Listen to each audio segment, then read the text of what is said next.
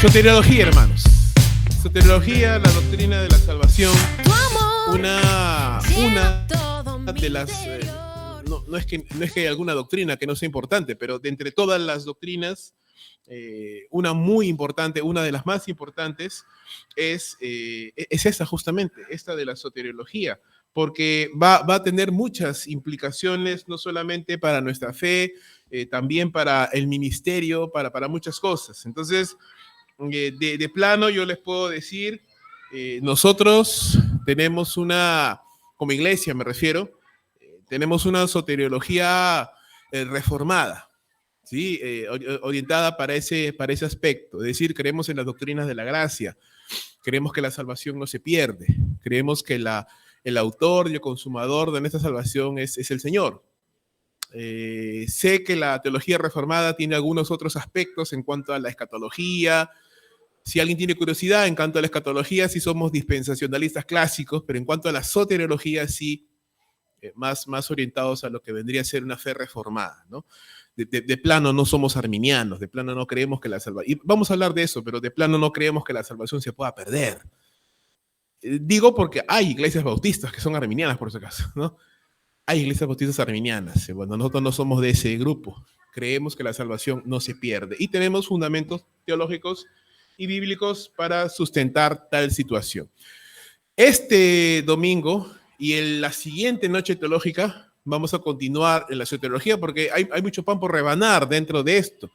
Hoy solamente vamos a ver dos términos, uno que es la elección y la predestinación. ¿Ya? Ahora, para poder entender esto, los teólogos han hecho un arreglo, es decir, se han preguntado, ¿qué pasa cuando una persona es salva? ¿Qué sucede cuando una persona es salva? Cree en Jesús, claro, pero hay muchas cosas más que suceden cuando una persona es salva, hermanos. Y si pudiéramos a colocarlos en un arreglo, es decir, en un orden, ¿verdad? Los teólogos lo han hecho y está ahí en pantalla, le llaman el famoso ordo salutis o orden de la salvación. No significa que cuando yo creo en Jesús paso por todas esas etapas, pero suceden todas así, ¿no? O casi todas suceden en un tras, ¿no? En el momento en que yo creo. No pudiera yo definir, en el segundo número 1 me pasó esto, en el segundo número 2 me pasó lo otro. No, sucede instantáneamente, no todas, muchas de estas cosas. Es más, las que están en rojo, esas son las que suceden en el instante que usted cree. Vamos a leerlas.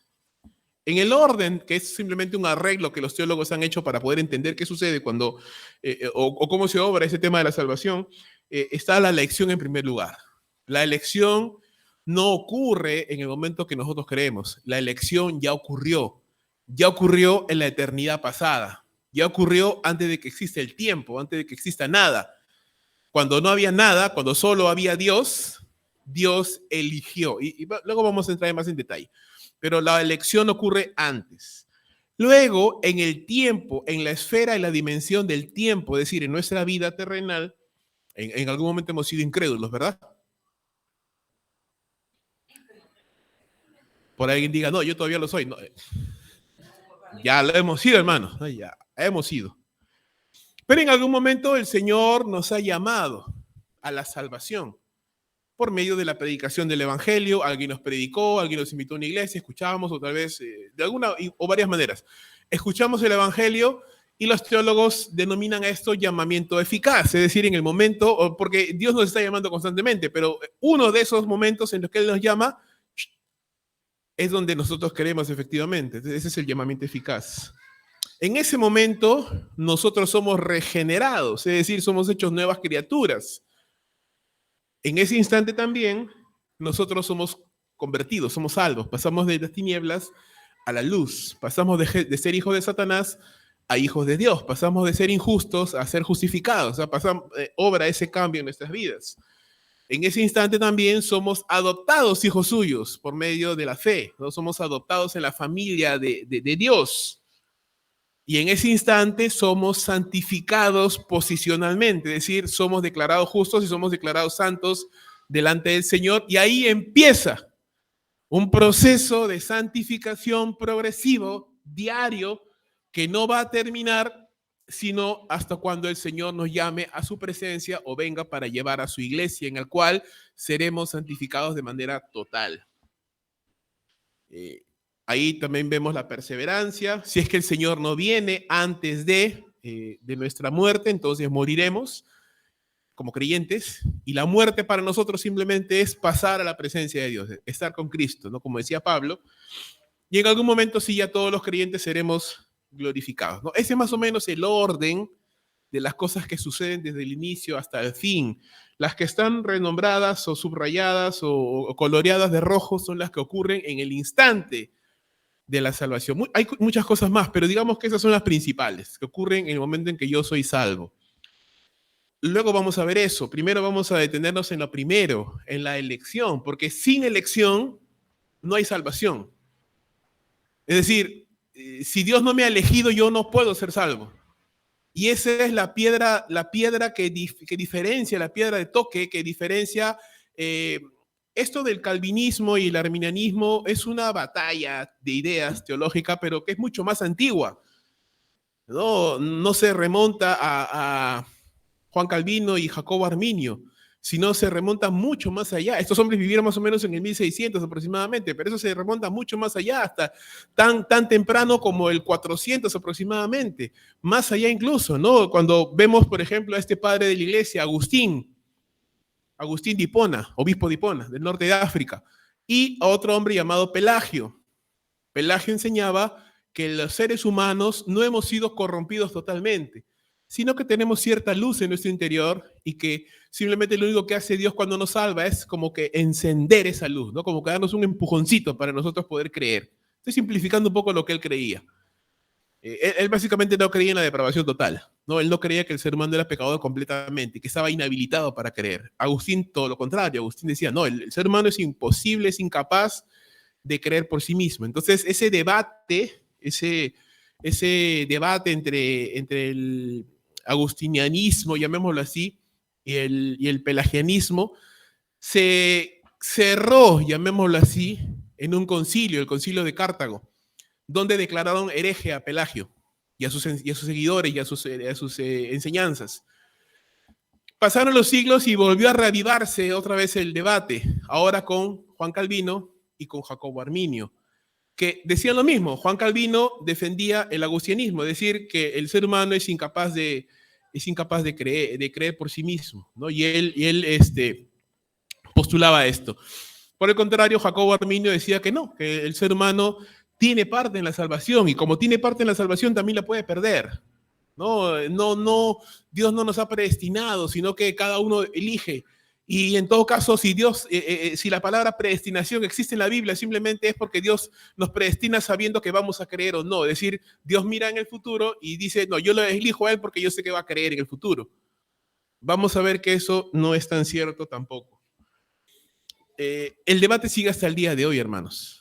Hay iglesias de corte calvinista, hay iglesias de corte arminiano, hay iglesias que ni saben qué son. Que ni saben. ¿Es importante saber esto? Sí, es importante. Es muy importante saberlo, es muy importante tenerlo claro. Entonces vamos a empezar con el tema de la elección.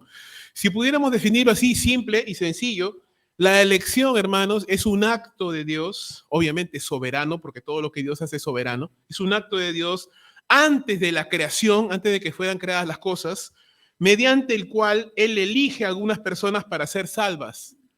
No en base a méritos previsibles en ellos, sino porque ese es su soberano deseo, ¿no? Dios elige a personas de toda tribu, lengua y nación, no sobre la base de lo que esas personas hagan en el futuro o pudieran haber hecho, no, sino simplemente porque Dios quiso elegir a esas personas. Por el contrario, la reprobación es el otro lado de la moneda.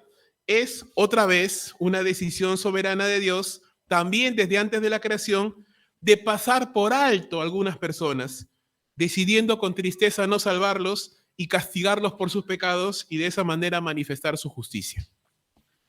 El libro de Romanos nos enseña que Dios manifiesta su justicia de dos maneras. Uno, manifestando su justicia por medio de la fe, justificando al pecador, pero también manifiesta su justicia en aquel que decide no creer, en aquel que no cree y es condenado por sus pecados.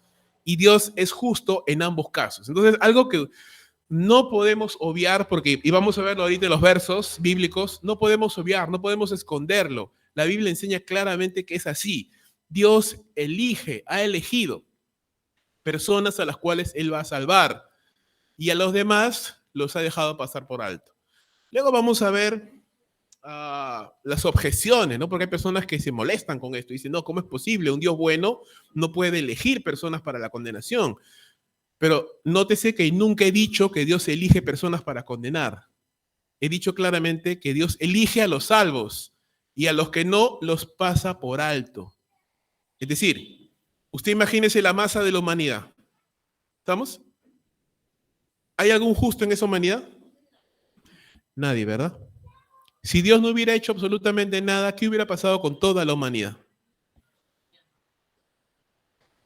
¿Estamos claros de que todos estaríamos perdidos? Ok. ¿Dios hace algo para condenar? No, ya están condenados. ¿Usted me entiende?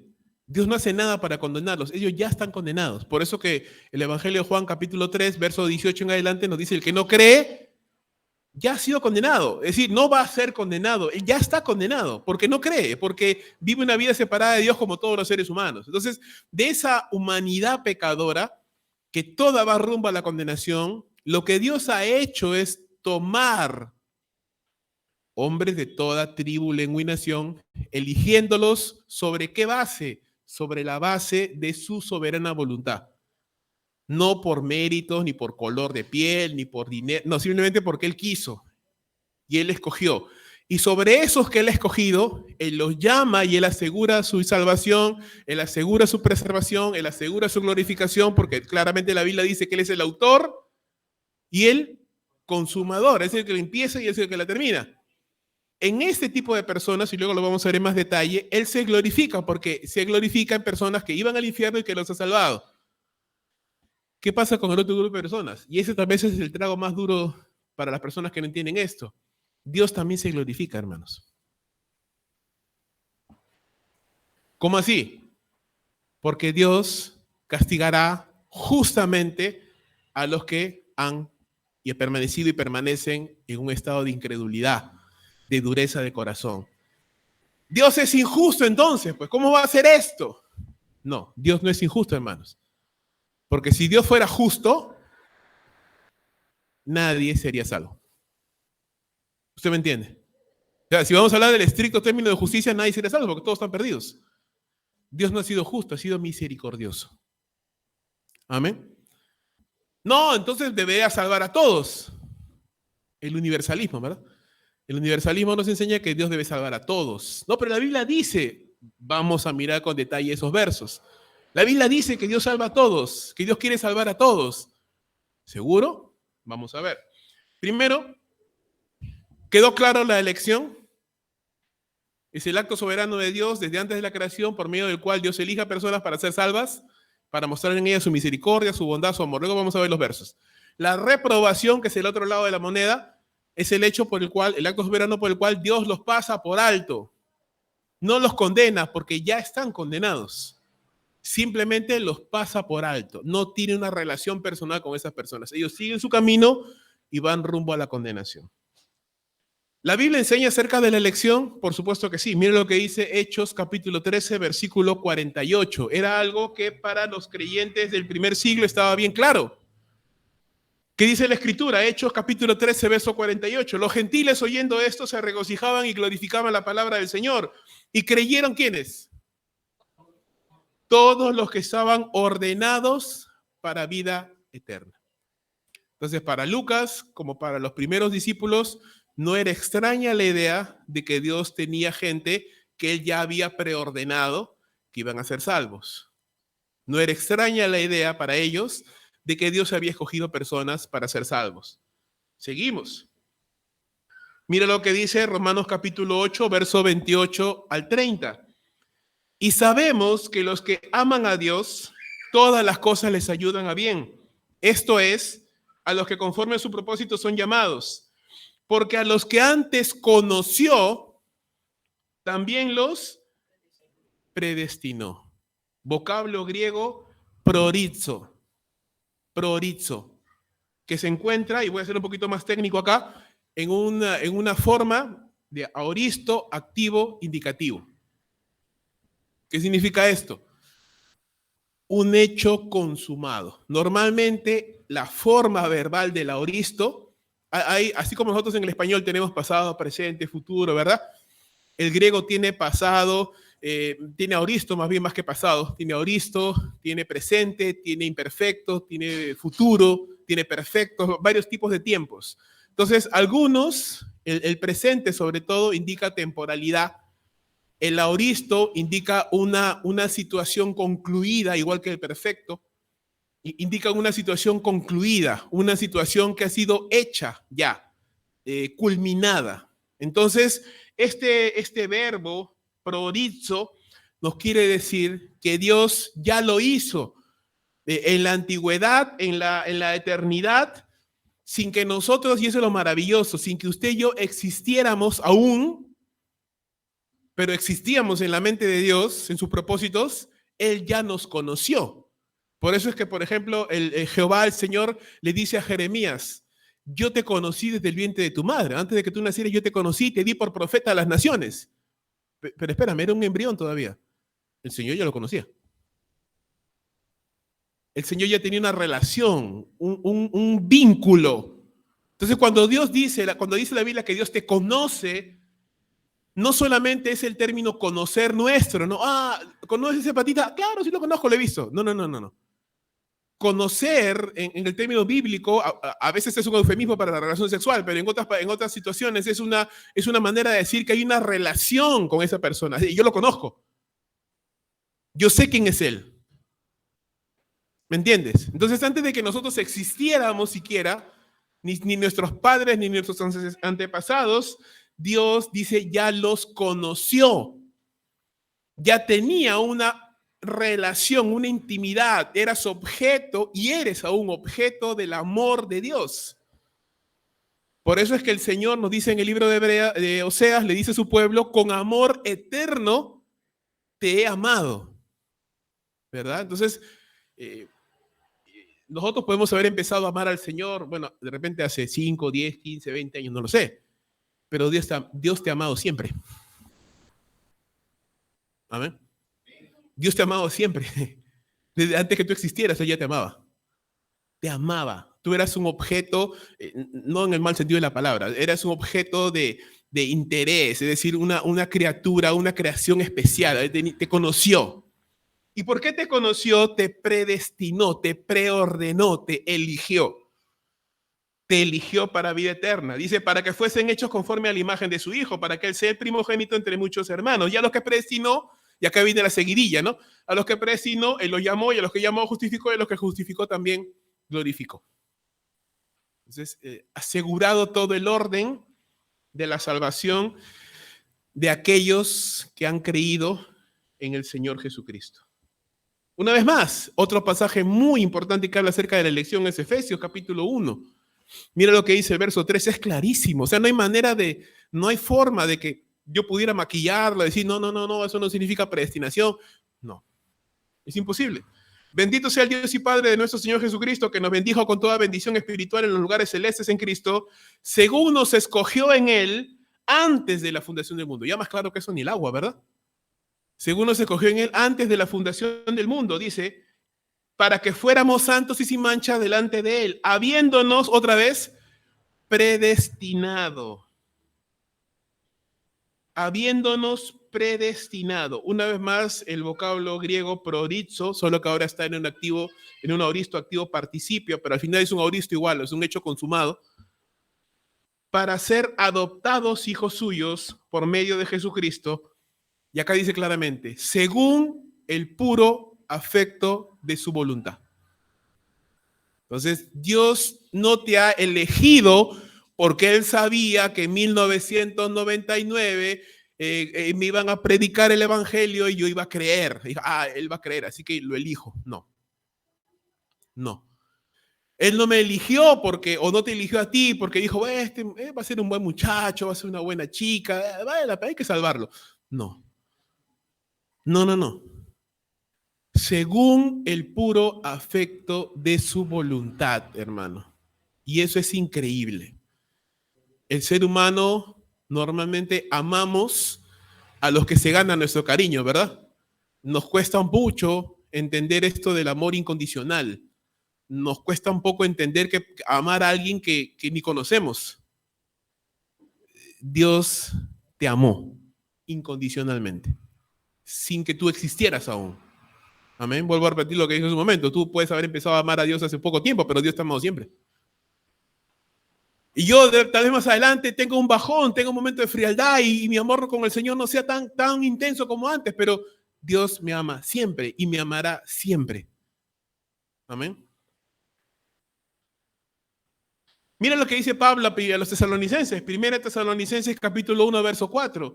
Porque conocemos, hermanos amados de Dios, vuestra elección. O en otras versiones dice, conocemos, hermanos, que Dios los eligió a ustedes. Pues nuestro evangelio no llegó a vosotros en palabras solamente, sino también en poder, en el Espíritu Santo y en plena certidumbre. ¿Qué significa esto? Significa que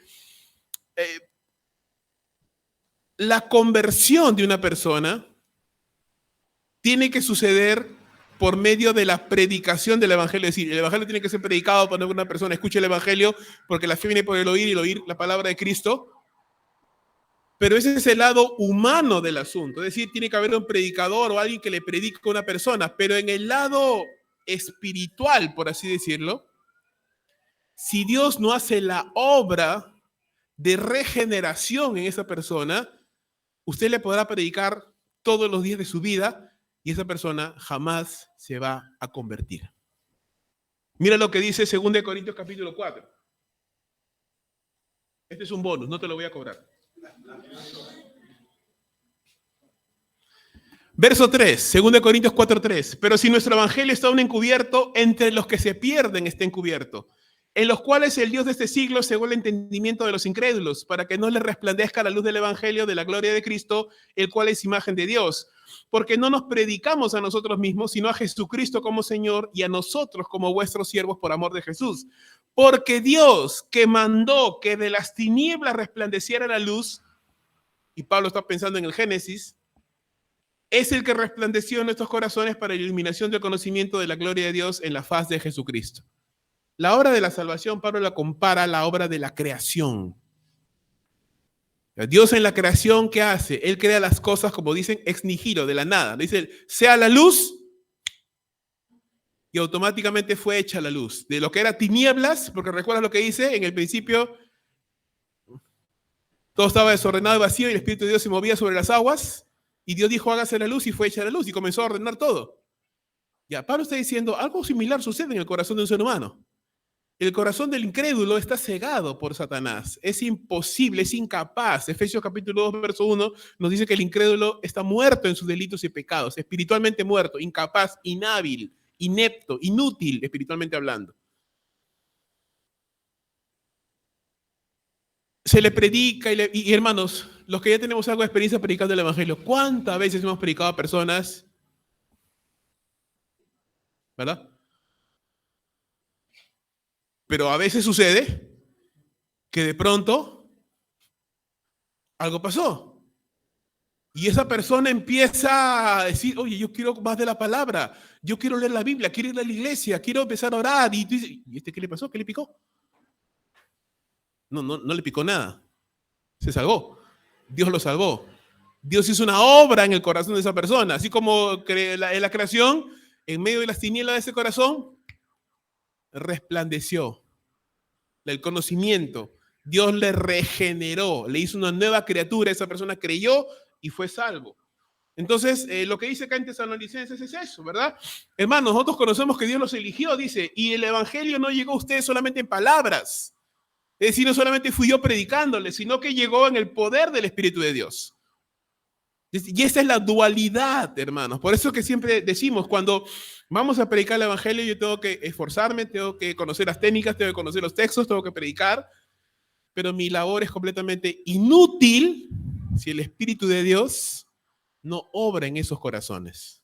Entonces, una de las cosas que yo tengo que orar, y usted tiene que orar, y todos tenemos que orar como iglesia, no solamente cuando vamos a hacer campañas evangelísticas, cuando usted predica en el mercado, cuando usted predica en el taxi, cuando usted predica en el carro, cuando usted predica acá en un púlpito, es: Señor, acompaña esta débil predicación con el poder del Espíritu Santo, para que seas tú haciendo en el corazón de los hombres lo que yo no puedo.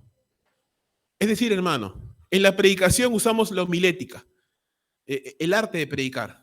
Usamos ilustraciones, hacemos reír, tratamos de mantener a la gente despierta, hablamos, exponemos. Ya, esa es la parte humana, pero si Dios no obra en ese corazón, es por demás.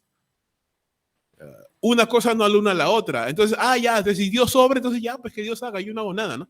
No. La palabra tiene que ser predicada, y tiene que ser predicada bien, porque Dios así lo ha establecido, que los hombres sean salvos, dice 1 Corintios capítulo 1, por la locura de la predicación. Dios ha establecido que los hombres sean salvos así, pero esa predicación tiene que estar acompañada de la obra del Espíritu de Dios tocando los corazones de las personas, si no es imposible. ¿Quiénes van a responder a ese llamamiento eficaz? Pregunta. Los elegidos, los que Dios ha elegido, los que Dios ha predestinado. ¿Quiénes serán? No lo sé. Yo no sé. ¿Tú sabes? Tampoco. ¿Quién sabe? Dios. Y nadie más que Dios. Digo esto porque el calvinismo, retrocediendo un momento en la historia, el calvinismo llegó a un problema, llegó a convertirse en hipercalvinismo. ¿Qué dicen los hipercalvinistas? Bueno, como Dios es el que elige y Dios es el que salva, entonces simplemente ¿para qué vamos a predicar si igual Dios lo va a salvar? No prediquemos. Error. Porque usted no sabe quién es el elegido. Usted no sabe quién es el elegido. Usted tiene que predicarle a todos. Dios sí sabe quién es el elegido. No, yo no sé. Yo tengo que predicarle a todos. Porque esa es la manera por medio de la cual Dios quiere salvar a las personas, por medio de la predicación del evangelio. Según de Timoteo capítulo 1, verso 8. Por tanto, no te avergüences de dar testimonio de nuestro Señor ni de mí preso suyo, dice Pablo, sino participa de las aflicciones por el evangelio según el poder de Dios, quien nos salvó y llamó con llamamiento santo, no conforme a nuestras obras, sino según el propósito suyo y la gracia que nos fue dada en Cristo Jesús desde antes de los tiempos de los siglos. Otro bonus más. Tito 3:5.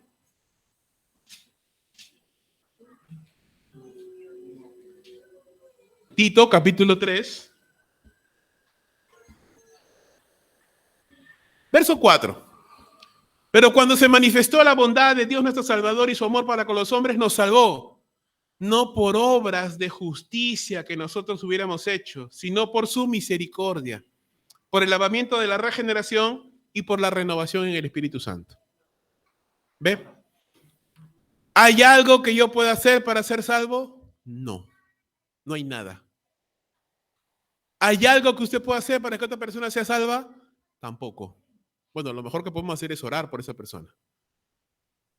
Y si Dios le ha elegido, le salvará. Nada más podemos hacer. Orar por esa persona. Un texto fundamental para entender esto de la elección. Y vamos con eso a responder varias preguntas. Romanos, hermanos, capítulo 9. Y acá tal vez vamos a detenernos un poquito más. Pablo está hablando acerca de la elección de Israel, pero se aplica, al final Pablo lo aplica a la elección en general, cómo Dios elige.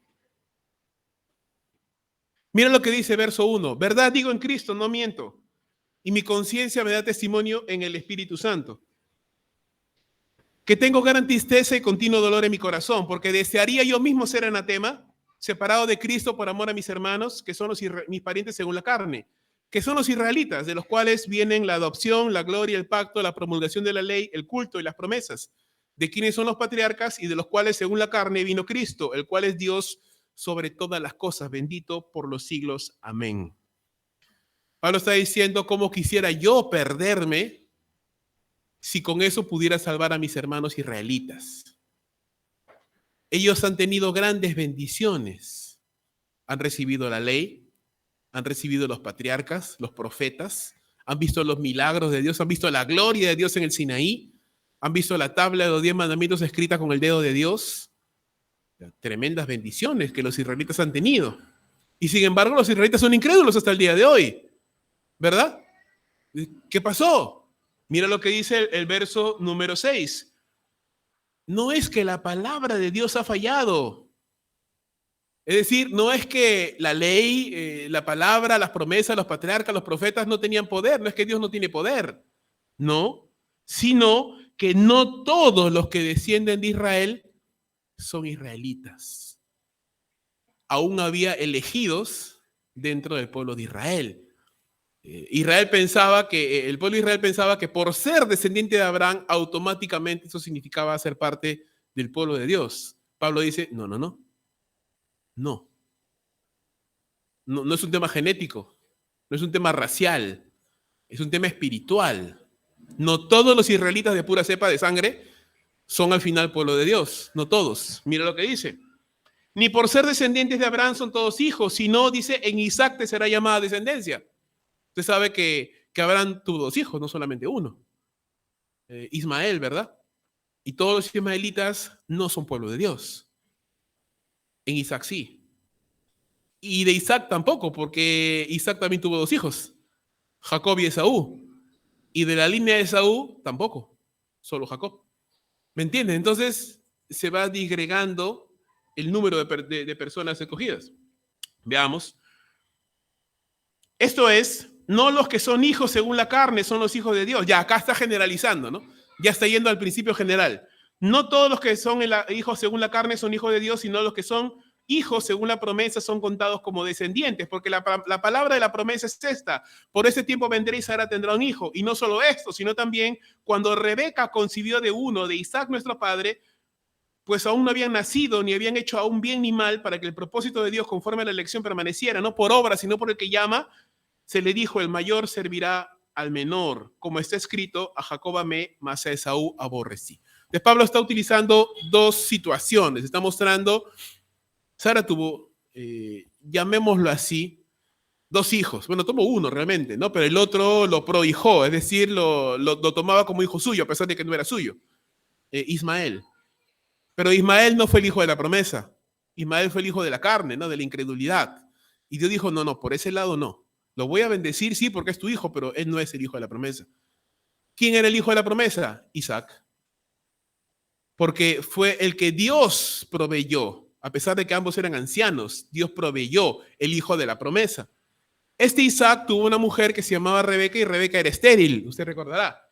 Rebeca oró a Dios, Dios escuchó esa oración y le concedió tener hijos. 2, no recuerdo si eran mellizos o gemelos, pero estaban ahí los 2. Ahí estaban los 2 que se peleaban. Y dice Pablo claramente que ni siquiera habían nacido. Eran embriones aún, o fetos, no lo sé. No habían hecho nada. Solo nadar ahí en el líquido amniótico, nada más. Dios dijo, a Jacob amé y a Esaú aborrecí. Escogió a uno, al otro no. Es lo que Pablo está mostrando. Dios elige a uno, al otro no. A uno, al otro no.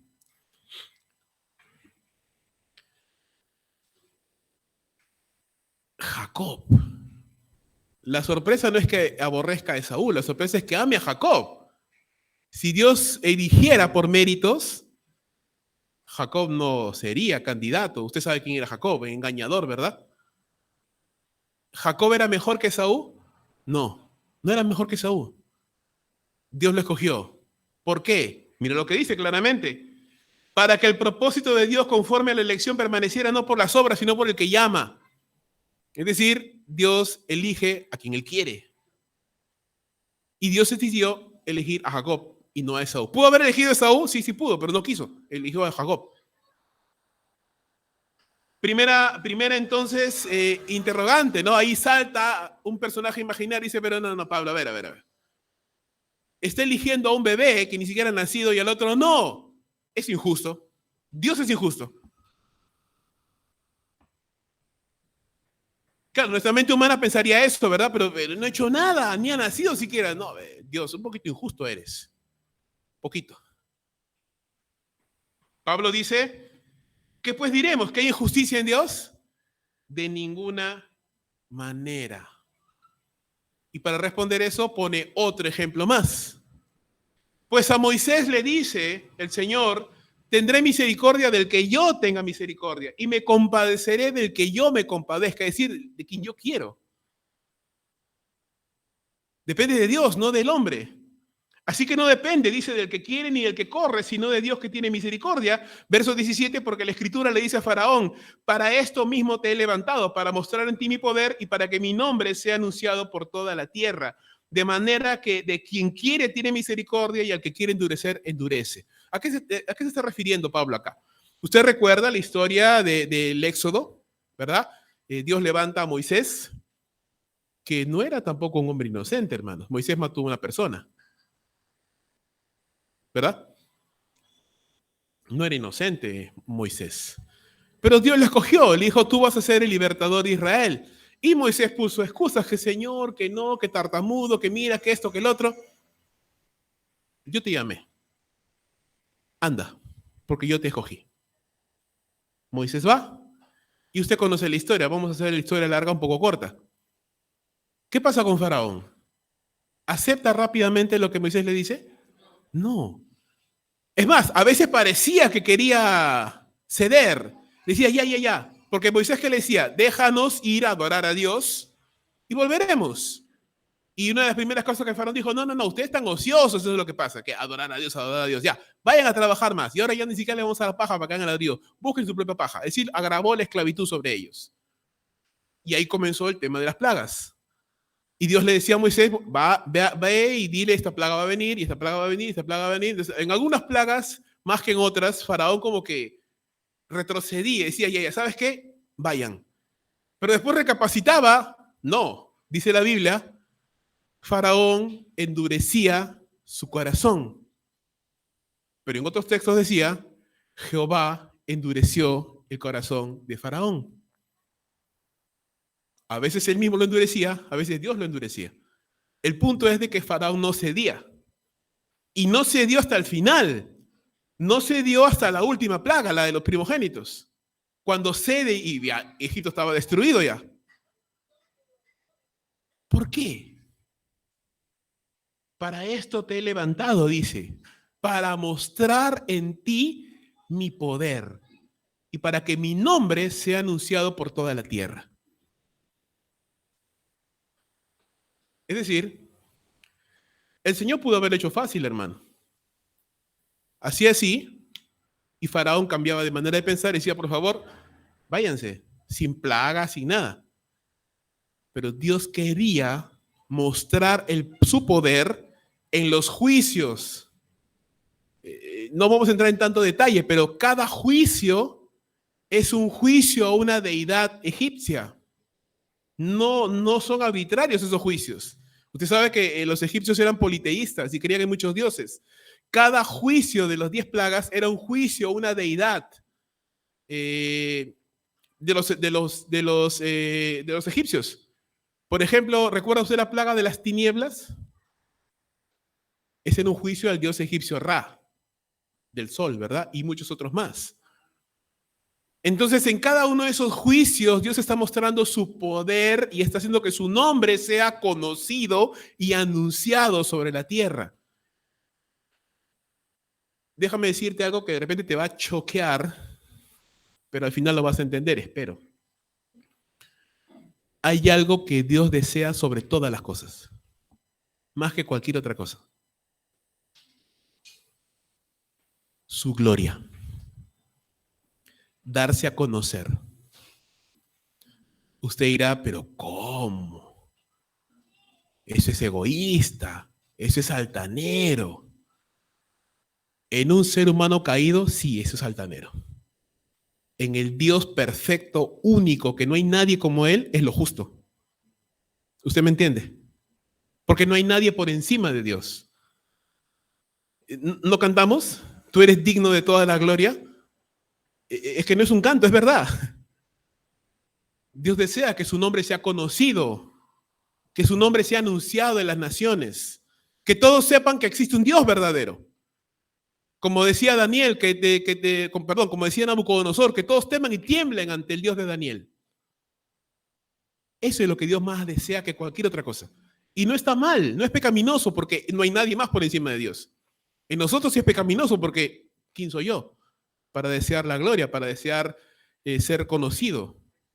No soy nadie.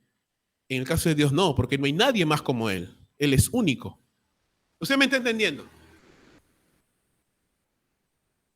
Va a ser que acabe el taller y dice, el pastor también, creo que ya la mucha letra le ha vuelto loco al pastor. Está hablando que el pastor ya... No, mi hermano, no he quemado todavía. Todavía. Gracias, hermano. Bueno, acá algunos creen que ya quemé, pero bueno, creo que todavía no, creo. Sigamos.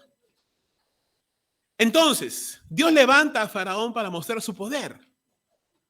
Lo endurece. En pocas palabras, tú ves esa confrontación, Faraón-Moisés. Es claro quién escogió Dios, ¿verdad? A Moisés. Y a Faraón no. De manera que de quien quiere, tiene misericordia, y el que quiere endurecer, endurece. Segunda objeción. No, pues entonces si Dios endurece a quien Él quiere, y si Él toca a quien Él quiere, ¿para qué ¿por qué condena al incrédulo? O sea, al final el incrédulo no puede hacer nada. Dios lo pasó por alto, lo ignoró. Es injusto, porque Dios no le da una oportunidad para que se salve. ¿Usted me está entendiendo? ¿Me entiende el razonamiento, verdad? Claro, si ese incrédulo nunca tuvo la oportunidad porque Dios simplemente no lo escogió, es injusto que lo condene, dice, porque no tuvo la oportunidad. ¿Qué culpa tuvo Faraón, pobrecito? ¿Pobrecito? Vamos a ver. Verso 19. Pero me dirás, ¿por qué pues sin culpa? ¿Quién ha resistido a su voluntad? Es decir, Faraón no tenía la posibilidad de resistirse. Si Dios quiso endurecerlo, lo endureció y se acabó. Pero ¿qué pasa? Primer argumento.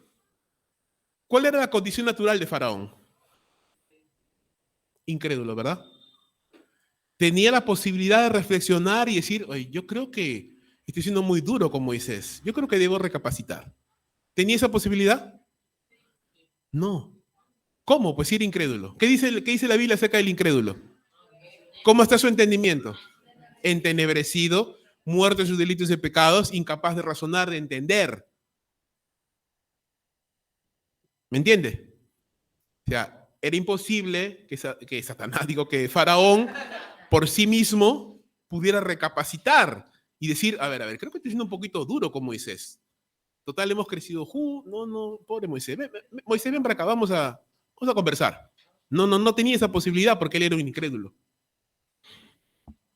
Segundo y más poderoso argumento, verso 20. Más antes, oh hombre, ¿quién eres tú para que alterques con Dios? ¿Dirá el vaso de barro al que lo formó, ¿por qué me has hecho así? ¿O no tiene potestad el alfarero sobre el barro para hacer de la misma masa un vaso para honra y otro para deshonra? El argumento fundamental es la soberanía de Dios. Dios puede hacer lo que quiera con su creación, porque es su creación. Él la creó. Pero por supuesto, todo lo que haga Dios con su creación es coherente con su carácter y sus propósitos. Eso quiere decir entonces que la condenación del injusto es santo, es algo bueno. ¿Sí? Sí. Ya quemó. Ahora sí ya quemó, pastores. Ahora sí ya quemó. ¿Cómo es eso? ¿Cómo la condenación del incrédulo va a ser algo santo, bueno y justo? Mira lo que dice la Biblia. ¿O no tiene potestad el alfarero sobre el barro para hacer de la misma masa un vaso de honra y otro de deshonra? ¿Y qué si Dios, queriendo mostrar su ira y hacer notorio su poder, soportó con mucha paciencia los vasos de ira preparados para destrucción? ¿Y qué si para hacer notorias la riqueza de su gloria, las mostró con los vasos de misericordia que él preparó de antemano para gloria?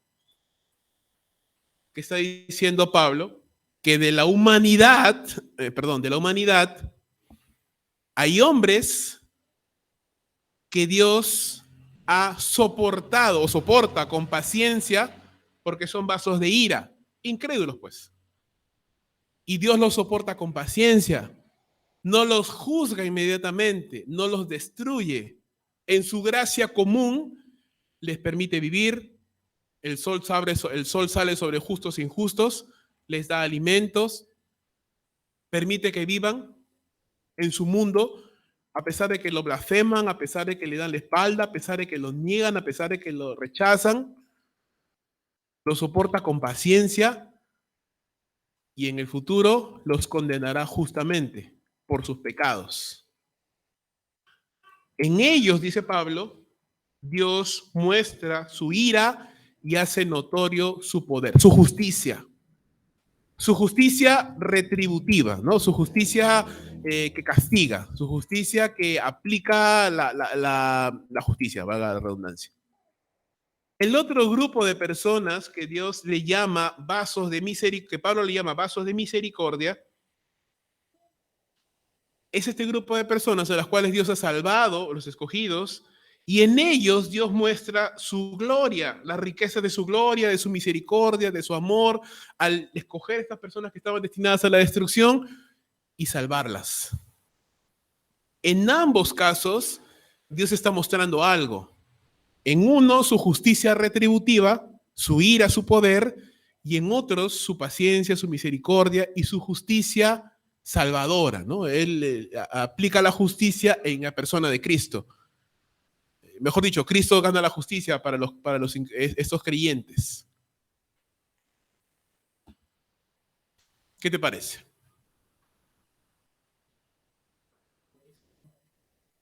No me parece. Pobrecito el incrédulo. Yo sé que aún así, hermanos, es una doctrina difícil de digerir muchas veces, pero es la verdad, es lo que hay, es lo que está en la Biblia, es lo que está en las Escrituras. No podemos negarlo. No podemos decir, no, es que Pablo no quería decir eso, Pablo no quería decir eso. No, si está queriendo decir eso, clarísimo. Es clarísimo lo que Pablo está diciendo. Es más, hace una diferencia. Mira tú el verso 22, que si Dios, queriendo mostrar su ira y hacer notorio su poder, soportó con mucha paciencia los vasos de ira, ¿qué dice? Preparados para destrucción. Pero mira lo que dice el 23.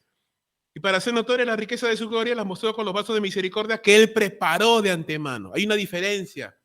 Los vasos de misericordia Dios los prepara. Los vasos de ira ya están preparados. Que es lo mismo que decíamos del inicio. El incrédulo ya está condenado. Dios no hace nada.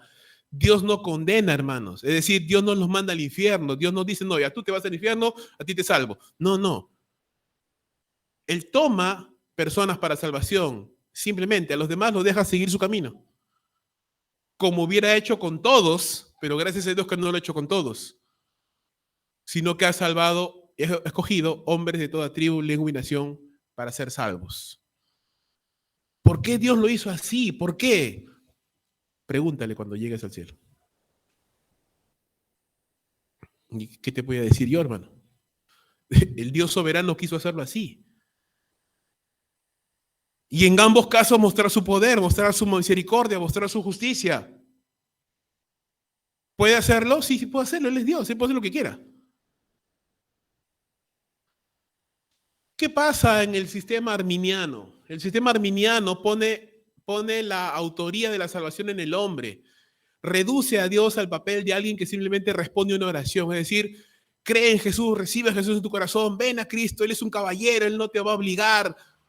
Si tú le rechazas, bueno, pues no, pero si tú le abres tu corazón, Él viene a ti, así que no lo rechaces, no lo desprecies. Estamos reduciendo a Dios al papel de alguien que simplemente está como secretario, ¿no? A ver, ¿quieres recibirme? Ya, listo, gracias. ¿No quieres recibirme? Bueno, ya, pues ya, la próxima semana paso. Paso y toco, a ver si me recibes. ¿Me entiendes? Estamos reduciendo a Dios a simplemente un agente. En el sistema calvinista de creencia de la soteriología, entendemos que es el Dios soberano el que salva a quien Él quiere, que el escogido de la eternidad pasada a quien ha de salvar, y a los que Él ha escogido, Él los va a preservar durante toda su vida y los va a llevar al cielo. Hay muchas objeciones. Yo una vez estaba en un campamento en Iquitos, me habían invitado a predicar hace varios años atrás y recuerdo que saliendo del campamento ya yendo al hotel, me acuerdo que entré a un lugar para almorzar y me encontré con una persona ahí haciendo la conversación para tratar de evangelizarlo y me decía muy campante, no te preocupes, pues, hermano, me decía yo, soy borracho, yo con su cigarro, ahí tengo mujeres, tengo hijos, pero yo estoy tranquilo, ¿ah? Yo estoy tranquilo, me decía, ¿y por qué le digo, estás tan tranquilo? No, yo soy cristiano. Yo soy cristiano, yo he ido a la iglesia y mi pastor me enseñó, el que es salvo siempre es salvo. Así que yo me voy al cielo. Claro, hay una deformación de la enseñanza bíblica, ¿verdad? La perseverancia de los santos no significa que una persona es salvo, siempre es salvo, no importa cómo viva, no. En la mañana estábamos hablando de esto. La productividad es evidencia del corazón, ¿no? Y muchos otros textos bíblicos que nos hablan acerca de esto. El que yo crea que soy salvo no significa que lo sea, hay evidencias. Hay marcas de una persona que es realmente creyente. Una persona que es realmente creyente ama a Dios, ama las cosas de Dios, busca a Dios, hace un esfuerzo. Se nota en su vida una lucha por la santidad, se nota en su vida una lucha por querer conocerle, por querer amarle, por querer ser más agradable a Él. Pero si toda mi vida es simplemente una línea horizontal y yo no tengo ningún interés en la cosa de Dios, ni me interesa orar, ni me interesa congregar, ni me interesa servir, perdóname, pero tú estás dando evidencias de que no eres un verdadero creyente. Creerás que eres un creyente porque piensas que has hecho la oración o has llenado una tarjeta o ibas a la iglesia, pero eso no significa nada. Eso no significa nada. Entonces, cuando hablamos acerca de esta soteriología, entonces estamos pensando que no es el hombre que decide salvarse. Estamos diciendo que si tú estás acá es porque en algún momento Dios te llamó a la salvación. Y bendito sea el Señor que sí lo hizo, porque si no fuera así, tú estarías ahorita en el mundo vacilándote de lo lindo y yéndote al infierno. Y no pudieras hacer nada para cambiar eso. Es más, ni siquiera te darías cuenta que te estás yendo al infierno. Ni te importaría, por último. ¿Usted me entiende? Pero gracias a Dios que Él nos escogió. Amén. La salvación es del Señor, hermanos. La salvación es de Jehová. Le pertenece a Él completamente. Por eso no habrá nadie delante del trono en el día final que diga, Señor, yo me salvé por mis méritos, yo me salvé porque fui responsable, porque te busqué, porque me forcé. Nadie. Todos los que estaremos allí diremos simplemente la salvación le pertenece a Dios y al Cordero y a nadie más. Porque tú nos has redimido, como dice Apocalipsis capítulo 5, tú nos has redimido de toda tribu, lengua y nación y nos has hecho reyes y sacerdotes y reinaremos para siempre con Dios. Él nos salvó, hermanos, Él nos salvó. Espero que se haya podido entender este asunto. La elección y la predestinación es un consuelo. Claro, hermanos, imagínate, no podríamos ser salvos si no fuera porque Dios nos eligió. Es imposible. Y si eres salvo es porque Dios te eligió, es porque te amó desde la eternidad y porque te ama aún. Y como decía Charles Spurgeon, si te amó cuando eras enemigo de Él, si te amó cuando eras blasfemo, si te amó cuando eras un aborrecedor de Dios, ¿cómo no te va a amar ahora que eres su hijo o su hija? Que le conoces, que conoces su palabra, que te postras ante Él, ¿verdad? Es un motivo para darle gloria a Dios. Amén. Para decirle, Señor, gracias. Tuya sea la gloria. Tuya es la alabanza. Tú nos salvaste. Estamos aquí solamente y la iglesia tiene sentido solamente por Dios, por el Evangelio. Es la única razón que le da sentido a nuestras vidas, que Él nos salvó. Estábamos perdidos, como dice el himno Sublime Gracia, ¿verdad? Miserable fui, ¿verdad? Pecador, estaba perdido y Él me halló. Era ciego y Él me dio la luz, Él me dio la vista. Estaba perdido, hermano, en mis delitos y pecados y no me importaba, ni siquiera pensaba en eso, no me interesaba. Yo estaba en mis deleites, en el mundo, en mi carne. Él me salvó. llegó a mi camino, cambió mi vida por completo. Y también lo hizo contigo, amén. Es un aliciente para la evangelización, hermano. Yo sé que seguramente, como yo, como muchos, a veces nos hemos sentido cansados de decir tanto predicamos y hacemos esto y lo otro, y a veces la gente viene y de pronto viene una semana, 2 semanas y luego otra vez se vuelven a ir y les hablas en la celda y les hablas en la calle y parece que la gente está cada vez más dura, cada vez más insensible, cada vez más en otro mundo. Hermanos amados, lo único que garantiza el éxito de la evangelización es que Dios ha elegido. ¿Todavía hay elegidos? Sí, todavía hay elegidos, hermanos. Ahí en la calle todavía hay elegidos que no se han salvado, que Dios está llamándolos a la salvación.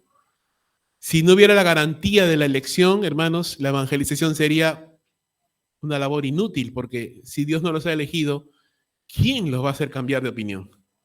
¿Quién va a poder darle vida a un muerto? Dígame usted, ¿quién le puede dar vida a un muerto? Nadie, ¿verdad? Nadie. Alguna vez me acuerdo que un predicador decía, ¿no? El hombre está como ahogándose en un barco, ¿no? Y Dios le lanza, con el evangelio Dios le lanza esta cosita redondita, el salvavidas, ¿no? Para que se salve, ¿no? Es un incendio, el hombre se está muriendo, se está incendiando ahí, Dios está echándole la agüita para que se salve. No, el hombre está muerto. El hombre no está ahogando, está ahogado ya. El hombre no está quemando, está muerto, carbonizado, cenizas. ¿Has leído el Valle de los Huesos Secos en Ezequiel? Ya, eso es el ser humano. Oh hijo de hombre, le dice Jehová, ¿vivirán estos huesos? Tú lo sabes, Señor. Tú lo sabes. ¿Qué voy a hacer con esos huesos? Dile a los huesos que vivan, ¿no? Y Dios hizo esa obra regeneradora. Y aún después puso su espíritu en esas personas. Esa es la obra de la regeneración, hermano. Y eso es el ser humano sin Dios, muertos, completamente muertos, imposible de ser salvos. Entonces, la evangelización tiene garantía de éxito porque Dios aún tiene escogidos. ¿No? ¿Qué le dijo Dios a Pablo en Corinto? Pablo, no temas porque yo estoy contigo y tengo mucho pueblo aquí. Y Pablo se quedó 1 año y medio predicando en Corinto. Amén. Entonces, amado hermano, ¿Dios tendrá todavía mucho pueblo en San Juan de Lurigancho? Yo creo que sí. ¿Dios tendrá mucho pueblo en las naciones no alcanzadas? Por supuesto que sí. ¿Hay todavía almas que se arrepentirán y creerán? Claro que sí, hermano. No por ti, no por mí, por el Dios Salvador que es el autor y el consumador de la fe. Nosotros solamente somos instrumentos en sus manos. Nada más. Amén. La elección y la predestinación no excluye la responsabilidad del hombre, es decir, el hecho de que una persona no sea elegida, es decir, sea un incrédulo reprobado, no quiere decir que no es responsable. La Biblia misma claramente exhorta al hombre a arrepentirse. La misma Biblia nos dice que Dios juzgó a Faraón por su incredulidad. Juan capítulo 3, verso 18 en adelante, nos dice que el que no ha creído en Cristo Jesús ya ha sido condenado. ¿Por qué? Porque no ha creído.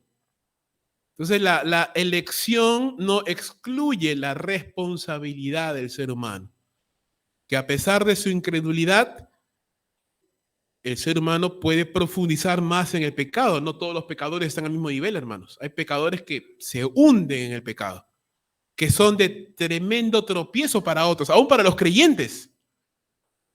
¿Verdad? ¿Qué decía el Señor Jesús?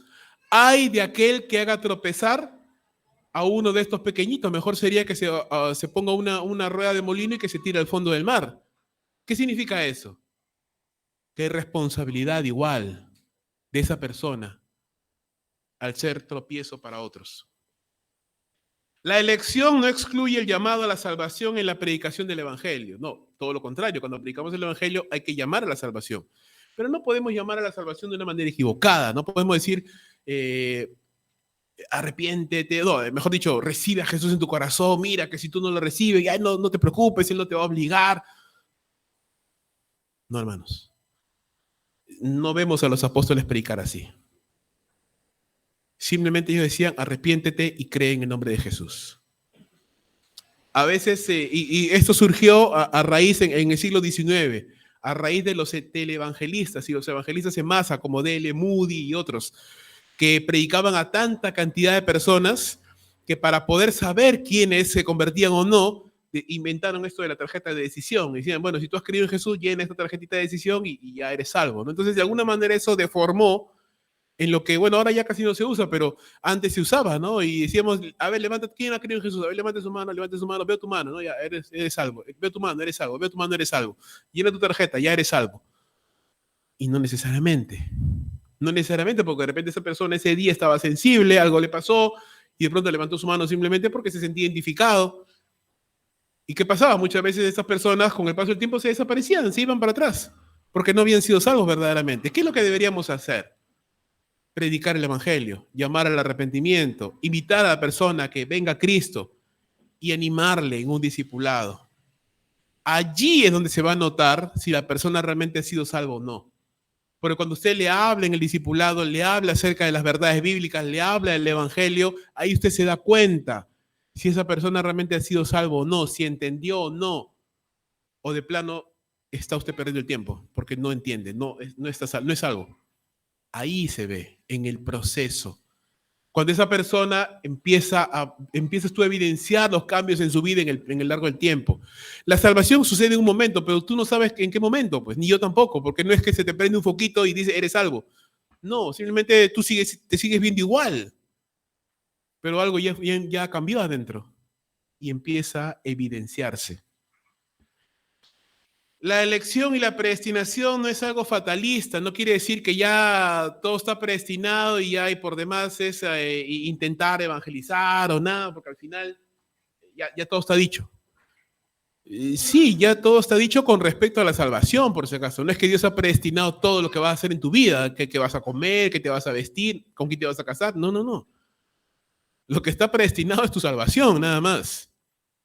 Lo demás, Dios nos da libertad para avanzar según la diligencia que le pongamos a ese sentido. Por último, Dios sabe quién elige, nosotros no. No lo sabemos. La elección y la predestinación es apropiada para un Dios soberano digno de toda gloria. Creo que ya lo hemos mencionado. Significa conocimiento anticipado de personas, no de hechos, y es incondicional. Algunas objeciones solo para terminar, aunque ya hemos hablado acerca de esto, ¿verdad? La salvación no es injusta. Este punto sí lo voy a mencionar porque no lo hemos visto. La Biblia dice que Dios quiere que todos sean salvos. Si tú lees 1 Timoteo 2:4, 1 Timoteo 2:4, verso 3. Porque esto es bueno y agradable delante de Dios nuestro Salvador, el cual quiere que todos los hombres sean salvos y vengan al conocimiento de la verdad. Lo dice claro. Otro texto, 2 de Pedro 3:9. Segunda de Pedro 3:9. Dice la Escritura: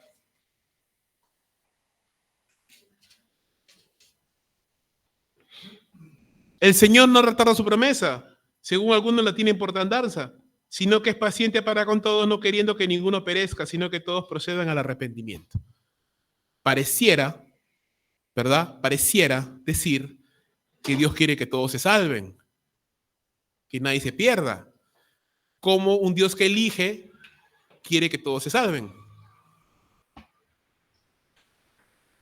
Vamos a excavar un poquito más. La voluntad de Dios, hermanos, alguna vez creo que le hemos enseñado, no me acuerdo si fue acá, pero creo que sí. Igual está en el discipulado. La voluntad de Dios, hermanos, se puede interpretar o se puede definir o se puede ver de diferentes maneras. Hay una voluntad decretada, es decir, hay cosas que Dios ha establecido que se van a hacer sí o sí, no importa lo que suceda. Estaba decretado que el Hijo de Dios muriera por nuestros pecados y nadie podía cambiar eso. Estaba decretado que uno le iba a traicionar. Por eso Jesús dijo, el hijo de perdición, que ya estaba profetizado. Y muchas otras cosas más que ya está establecido que va a pasar sí o sí. Voluntad decretada. Voluntad normativa, que es lo que Dios establece aquí. Lo que Dios quiere que nosotros hagamos. Pregunta, ¿siempre se hace? No, porque yo puedo desobedecer esta voluntad. ¿Amén? que da paso a la voluntad permisiva. La voluntad permisiva es el hecho que Dios permite, no alienta, no crea, no origina, permite que pasen ciertas cosas contrarias a su voluntad. La maldad de este mundo, el pecado, Dios no lo crea, Él es el autor del mal, pero lo permite dentro de sus planes y propósitos. Hay un aspecto más de la voluntad de Dios. Esto que Dios quiere que suceda, pero no necesariamente sucede. Es decir, Dios quiere que todos sean salvos, lo acabamos de leer, ¿verdad? Pregunta, van a quemar conmigo. Vamos a salir todos locos de acá. Dios quiere que se salven todos, ¿verdad? ¿Sí? ¿Todos se salvan? Entonces Dios no puede hacer todo lo que quiere. Entonces, si Dios quiere que todos se salven, ¿por qué no se salvan? Si es lo que Él quiere. Dice claramente, Dios quiere que todos se salven. Pero el sentido común nos dice que no todos se salvan. Con Judas nomás ya se malogró eso. Pues ya no son todos. Entonces, ¿Dios no puede hacer todo lo que quiere? ¿O es que hay aspectos de su voluntad que son cosas que Él quisiera que sucedan, pero no pasan? Porque ya hay cosas que Dios desea más que eso. ¿Usted me está entendiendo? ¿Qué Dios quiere más que cualquier otra cosa? Su gloria. Amén. Dios quiere más su gloria que la salvación de todos los hombres.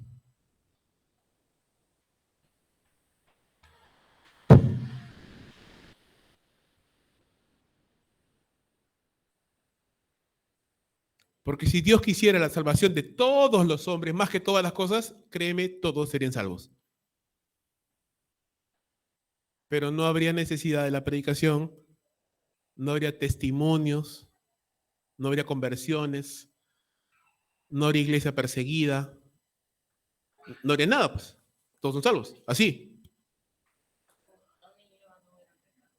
Pero Dios eligió este camino, porque en este camino, que es el plan de redención que Él ha establecido hasta el día de hoy, y ruego a Dios que me ayude a hacer justicia a su palabra, y no ir más allá de lo que Él dice, ni quedarme menos de lo que Él está diciendo en su palabra,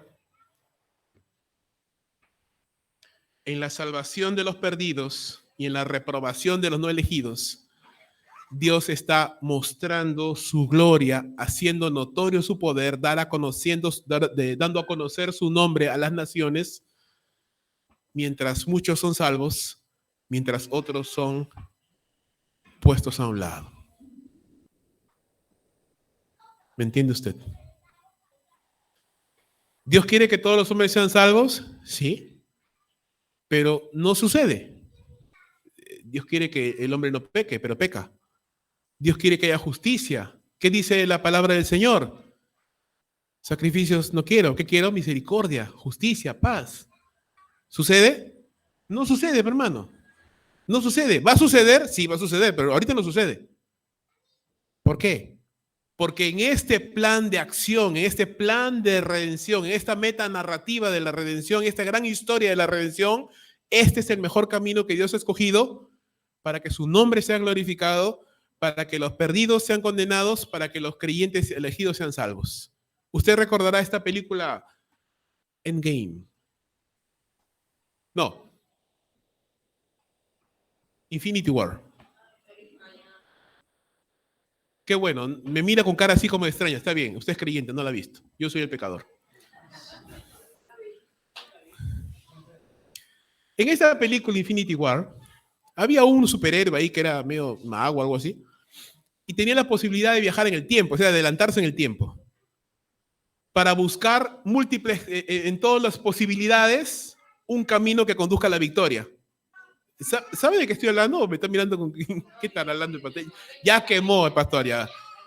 Bueno, el punto es de que estaban los superhéroes en una condición muy difícil y no sabían qué tenían que hacer. Entonces le piden a este superhéroe, viaja en el tiempo y averigua de todas las posibles formas en cuál ganamos. O sea, ¿qué tenemos que hacer para ganar?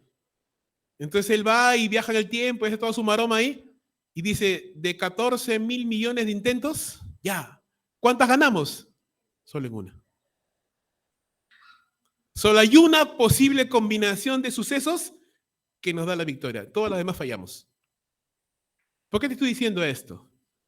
Porque de todas las posibles formas como se pudo haber dado la historia de la redención de la humanidad, Dios escogió esta forma. Es decir, ponte a pensar, Dios pudo haberlos salvado a todos. Dios pudo haberlos condenado a Adán y Eva el día que pecaron, muertos, y crea otro Adán y Eva versión 2.0, mejorada. ¿Pudo haberlo hecho o no? Por supuesto que pudo haberlo hecho. Pudo no haber escogido a Israel, escoger otra nación. Pudo haber levantado a otro hombre, no a Abraham. O sea, pudo haber hecho miles de formas. Pero esta forma y este camino y esta manera es la que Él ha escogido y es la que mejor coincide, porque recuerda, Dios lo sabe todo. Todo lo pasado, presente, futuro y todas las posibles combinaciones de todo. Así que esta es la forma, así, con la predicación del evangelio, con elegidos salvándose, con perdidos siendo condenados, esta es la forma mejor, que mejor expresa su santidad, su carácter, su justicia, por siempre. Por eso que cuando los impíos sean condenados, dice, los ángeles dirán, Señor, justos son tus juicios. Ellos se han condenado, se lo merecen. Así dicen los ángeles. ¿Has leído Apocalipsis? Los ángeles dicen, justos son sus juicios porque ellos han derramado sangre inocente. Ellos han perseguido a los santos, se lo merecen. Justos son tus juicios, Señor. Nadie se podrá parar en los cielos a decirle, Señor, tú has sido injusto. Nadie. Dios es no solo justo, es misericordioso. Porque vuelvo a repetir, si hubiera evitado muchos problemas, mataba a Adán y Eva en el momento que pecaron, los mataba, creaba otro Adán y Eva versión 2.0 y listo el problema. O simplemente no creaba a nadie. Dios no necesita a nadie, hermanos. No es que Dios creó a Adán porque se sentía solito. No. Dios es feliz en sí mismo. Él no necesitaba a nadie. Simplemente. Pero Dios escogió este camino y esta forma en la cual tú eres salvo. Dale gracias al Señor y esforcémonos porque, como vuelvo a repetir, aún hay muchos afuera. Dice la Biblia que Juan miró el número de los redimidos. No se podían contar. No se podían contar, hermanos. No es que Dios salvó unos cuantitos. No. No se pueden contar la multitud de hombres y mujeres de toda, vuelvo a repetir, toda tribu, lengua y nación. Entonces, la elección ha sido, por así decirlo, equitativa, ¿verdad? El escogido de todos. No es que a los ricos nomás, a los blanquitos, no, todos. De toda tribu, de toda lengua, de toda nación, Dios ha escogido para que toda la humanidad esté representada en el trono el día en que todos le demos las gracias al Señor por su misericordia. Entonces recuerda, hermano, hay algo que Dios desea más que cualquier otra cosa, su gloria.